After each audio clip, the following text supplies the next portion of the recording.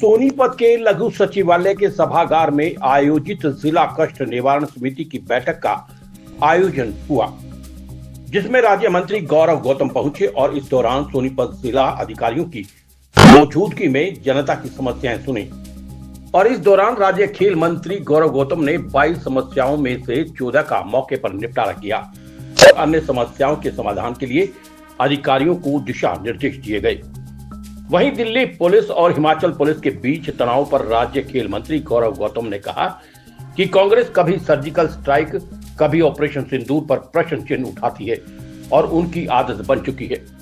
AI summit में प्रदर्शन करना उनका नंगा नाच दिखा रहा है। कांग्रेस की आदत अब हर मुद्दे पर राजनीति करना बन चुकी है। कांग्रेस पर खेल राज्य मंत्री गौरव गौतम का तगड़ा जुबानी हमला बोलते हुए कहा कि लोगों में भ्रम फैलाकर राजनीति कर रही है, देश को गुमराह करने का काम किया जा रहा है। विधानसभा में भी कांग्रेस मुद्दों से भाग रही है।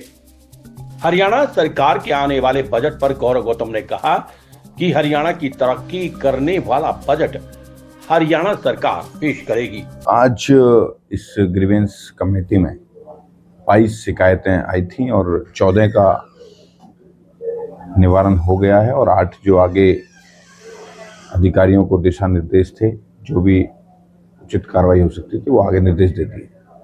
सर, हिमाचल पुलिस और दिल्ली पुलिस की आपस में कास हुई है, मामला दर्ज हुआ है। एआई समिट में जिस तरह से यूथ कांग्रेस के कुछ लोग पहुंचे थे, उसको कांग्रेस पार्टी हमेशा से देश का सम्मान कैसे कम हो, कभी सर्जिकल स्ट्राइक पे, कभी एयर स्ट्राइक पे क्वेश्चन मार्क करते हैं, कभी भारतीय सेना पे क्वेश्चन मार्क करते हैं। अब जहां दुनिया के लोग, अलग अलग देशों के राष्ट्रीय अध्यक्ष और ऐसे लोग जो दुनिया की बड़ी बड़ी अर्थव्यवस्था और कंपनियों को चलाते हैं, उनके सामने किस प्रकार से कांग्रेस ने नंगा नाच किया है, देश की छवि को धूमिल करने का काम किया है, मुझे लगता है कि कांग्रेस के नेताओं का, कुछ लोगों का मानसिक दिवालियापन हो गया है। न देश की तरफ देख रहे हैं, सिर्फ राजनीति किस प्रकार से नीचे जा रही है उनको सोचना चाहिए।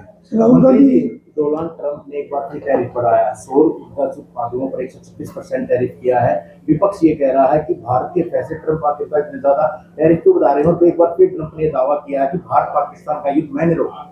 ऐसा है, ये मनमोहन सिंह की सरकार नहीं है। जिस प्रकार से कांग्रेस के लोग रिमोट कंट्रोल से सरकार चलाते थे, इन नरेंद्र मोदी की सरकार है और उनके हाव भाव से भी पता चलता होगा कि हमारा नेता कितना मजबूत है, कितना सशक्त है। भारत पिछले 11 सालों में कितना मजबूत हुआ है। हर क्षेत्र में जहां कभी आदमी नहीं पहुंचता था, वहां सड़कें पहुंच गई हैं। जहां कभी सोच नहीं सकते थे वो लोग, हर क्षेत्र में भारत तरक्की कर रहा है। भारत बुलेट ट्रेन की तैयारी में, भारत हर क्षेत्र के अंदर भारत को मजबूत करने में देश के प्रधानमंत्री लगे हुए हैं और ये सब विदेशी रिश्ते हैं। इस सब पे हमारे बड़े लोग, विदेशी मामलों के लोग इस सबको देख रहे हैं। हरियाणा विधानसभा स्तर में बीजेपी के नेता है रामकुमार गौतम, उन्होंने कहा जिस तरह से अपराध बढ़ा है, पैर में गोली नहीं, छाती में गोली मारनी चाहिए। उसको सुझाव है, अच्छा सुझाव उन्होंने दिया।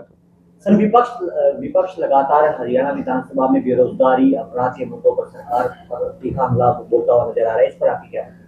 कांग्रेस एक राजनीति करती है, अफवाह फैलाओ, भ्रम फैलाओ, राजनीति करो।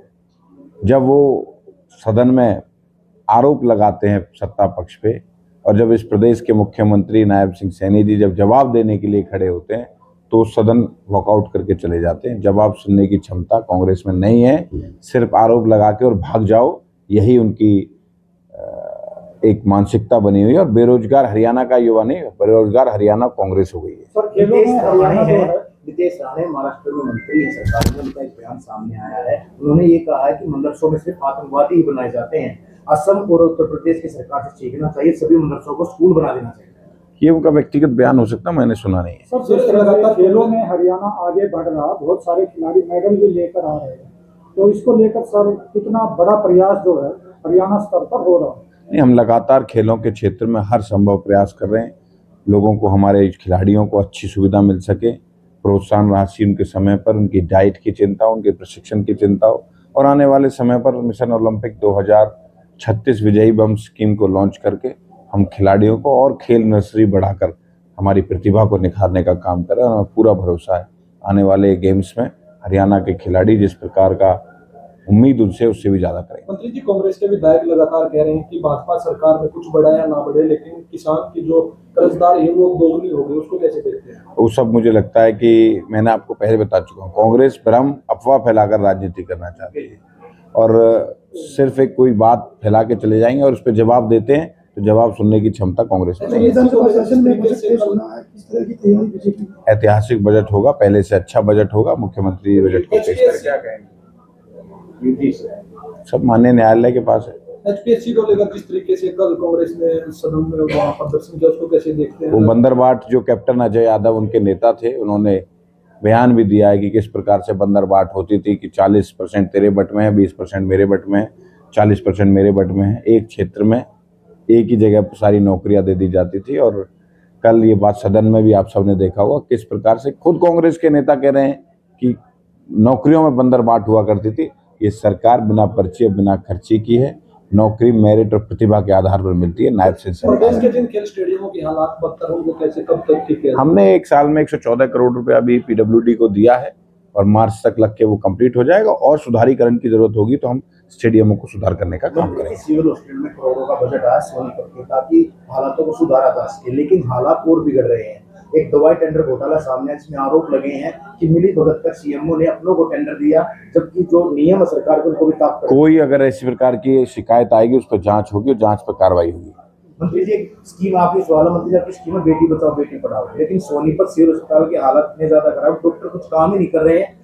सोनीपत जिला 5वें स्थान पे से 5वें स्थान पर पहुंच गया। कोई भी शिकायत आएगी उस पर कार्रवाई करेंगे और जो भी संबंधित अधिकारी इसका जिम्मेदार होगा उस पर कार्रवाई होगी।